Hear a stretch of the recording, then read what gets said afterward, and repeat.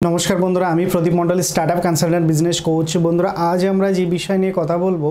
তা হলো যে আপনি যদি section 8 micro finance company run করে থাকেন তাহলে সেকশন 8 কোম্পানি রান করলে আপনাকে কখন জিএসটি রেজিস্ট্রেশন করতে হবে। অনেক ফাইন্যান্স বন্ধুরা আমাদের কল করে এবং মেসেজ করে জানতে চেয়েছেন যে স্যার আমরা অনেক প্রফেশনালের সাথে কথা বলেছি যারা অ্যাকচুয়ালি জিএসটি এবং ইনকাম ট্যাক্স নিয়ে প্র্যাকটিস করেন, তো সেই সমস্ত প্রফেশনালের থেকেও আমরা প্রপার ইনফরমেশন পাচ্ছি না যে আমরা যদি মাইক্রো ফাইন্যান্সের বিজনেস করি তো সেই মাইক্রো ফাইন্যান্স বিজনেসের ওপর আমাদের জিএসটি কিভাবে ক্যালকুলেশন হবে। অর্থাৎ আমরা যখন মাইক্রো ফাইন্যান্সের বিজনেস করছি সেই সময় তো মার্কেটে অনেক ট্রানজ্যাকশন হচ্ছে, তাহলে সেই ট্রানজ্যাকশনের ওপর আমাদের জিএসটি কিভাবে অ্যাপ্লিকেবল হবে। অর্থাৎ উদাহরণস্বরূপ যদি বলা যায় আমি কোনো একজন পার্সনকে হয়তো 50,000 টাকা লোন দিয়েছি, তাহলে সেই 50,000 টাকার এগেনস্টে আমার কোনো জিএসটি অ্যাপ্লিকেবল হবে কিনা, বা সেই 50,000 টাকার এগেনস্টে যে আমরা ইন্টারেস্ট নিচ্ছি তার উপর জিএসটি অ্যাপ্লিকেবল হবে কিনা, তার এগেনস্টে যে প্রসেসিং চার্জ বা অন্যান্য আমরা যে XYZ এক্সট্রা চার্জ নিচ্ছি তার উপর জিএসটি অ্যাপ্লিকেবল হবে কিনা।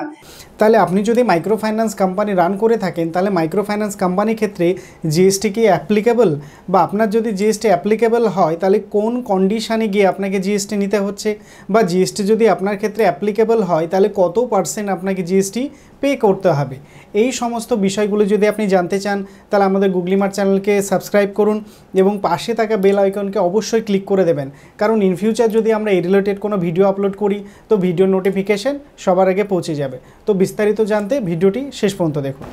তো প্রথমেই বলি যে প্রথমে আপনাকে জিএসটির কনসেপ্ট বুঝতে হবে। জিএসটি মানে কি হচ্ছে গুডস অ্যান্ড সার্ভিস ট্যাক্স, তাই তো। তো জিএসটি হচ্ছে আপনার কোন ক্ষেত্রে আপনার লাগু হয়, অর্থাৎ আপনার কোম্পানি ট্রানজ্যাকশান যদি 40 লক্ষ টাকা পর্যন্ত যায় তখন গিয়ে আপনাকে কিন্তু জিএসটি নিতে হচ্ছে। জিএসটি মানে কি, যদি সেটি আপনার কোনো প্রোডাক্ট হয় অর্থাৎ যদি গুডস হয় তাহলে গুডসের জন্য আপনার ম্যাক্সিমাম ট্রানজ্যাকশান কত বললাম যে ম্যাক্সিমাম আপনার 40 লক্ষ, আর এটি যদি আপনার সার্ভিস সেক্টর হয় সার্ভিস সেক্টরের জন্য কিন্তু এটি আপনার 20 লক্ষ পর্যন্ত লিমিট রয়েছে। যদি আপনার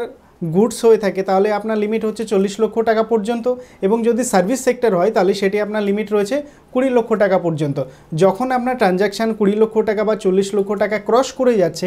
তখন গিয়ে আপনার কোম্পানি কিন্তু জিএসটি নিতে হচ্ছে। এবার এই মতো অবস্থায় আপনার আরও কিছু প্রশ্ন আসতে পারে যে স্যার আমি তো ধরুন মার্কেটে লোন ছাড়ছি, তাহলে লোনে তো আমার অনেক ট্রানজ্যাকশান হচ্ছে, তাহলে সেই ট্রানজ্যাকশানের এগেনস্ট আমি জিএসটি কীভাবে ক্যালকুলেশন করব, বা জিএসটি আমাকে কীভাবে রিটার্নগুলো ফাইল করতে হবে। তো প্রথমেই বলি যে যখন আপনি মার্কেটে লোন ছাড়ছেন, মনে করুন কোনো এক পার্সনকে আপনি ম্যাক্সিমাম 1 লক্ষ টাকা পর্যন্ত লোন ছেড়েছেন এবং আপনি মনে করুন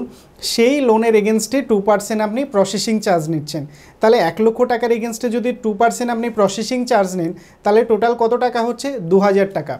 অর্থাৎ সেই 2000 টাকার এগেনস্টেই কিন্তু আপনাকে জিএসটি পে করতে হবে। বিষয়টা আরও ক্লিয়ার করে বলি, যদি আপনার কোম্পানি ট্রানজ্যাকশান 40 লক্ষ টাকা ক্রস করে, 40 লক্ষ টাকা কিভাবে ক্রস করবে, মনে করুন আপনি যে লোন দিচ্ছেন সেই লোন অ্যামাউন্ট নয়, এবং সেই লোন অ্যামাউন্টের এগেনস্টে যে আপনি ইন্টারেস্ট নিচ্ছেন সেই অ্যামাউন্টের ইন্টারেস্টকে বাদ দিয়ে যে প্রসেসিং চার্জ হতে পারে, মেম্বারশিপ চার্জ হতে পারে, বা আরও এক্সট্রা কোনো আপনি হয়তো চার্জ নিচ্ছেন, সেই সমস্ত চার্জ যখন টোটাল অ্যামাউন্ট আপনার 40 লক্ষ টাকা ক্রস করবে তখন গিয়ে কিন্তু আপনার কোম্পানিকে জিএসটি নিতে হচ্ছে। বিষয়টা আবারও বলছি, অর্থাৎ আপনি যে কোম্পানির লোন মার্কেটে ছাড়ছেন সেই লোনের এগেনস্টে যে ইন্টারেস্ট নিচ্ছেন এই দুটো অ্যামাউন্ট বাদ দিয়ে বাকি কী নিচ্ছেন, প্রসেসিং চার্জ নিচ্ছেন বা মেম্বারশিপ চার্জ নিচ্ছেন বা আরও এক্সট্রা কোনো চার্জ নিচ্ছেন, সেই সমস্ত চার্জ যদি টোটাল ক্যালকুলেশন করে 40 লক্ষ টাকা ক্রস করে তবে গিয়ে আপনার মাইক্রো ফাইন্যান্স কোম্পানিকে জিএসটি নিতে হবে, এবং যদি জিএসটি নেন সেটি হচ্ছে টোটাল 18% কিন্তু আপনাকে প্রপার পে করতে হবে। বিষয়টা আবারও ক্লিয়ার করে বলছি, মনে করুন আপনি একজন ব্যক্তিকে কত টাকা দিয়েছেন বললাম 1 লক্ষ টাকা দিয়েছেন, প্রসেসিং চার্জ বা ইন্স্যুরেন্স A to Z ধরে টোটাল আপনি কত পার্সেন্ট নিয়েছেন, 2%, তাহলে 2% নিলে টোটাল কত টাকা হচ্ছে, আপনি 2000 টাকা নিয়েছেন, সেই 2000 টাকার এগেনস্টে যদি আপনি জিএসটি পে করতে চান তাহলে টোটাল কত পার্সেন্ট পে করতে হবে, 18%, মানে টোটাল 18% যদি হয় তাহলে আপনাকে 360 টাকা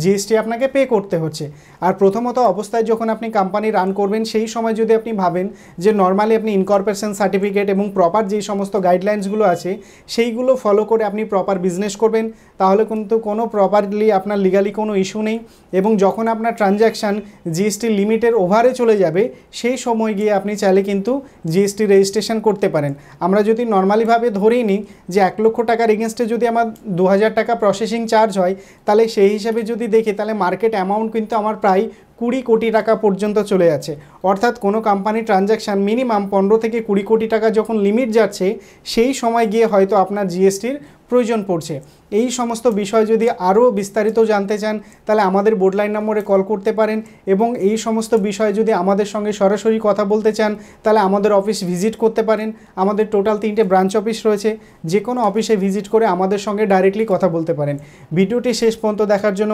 অসংখ্য ধন্যবাদ। আপনার দিনটি শুভ হোক। নমস্কার।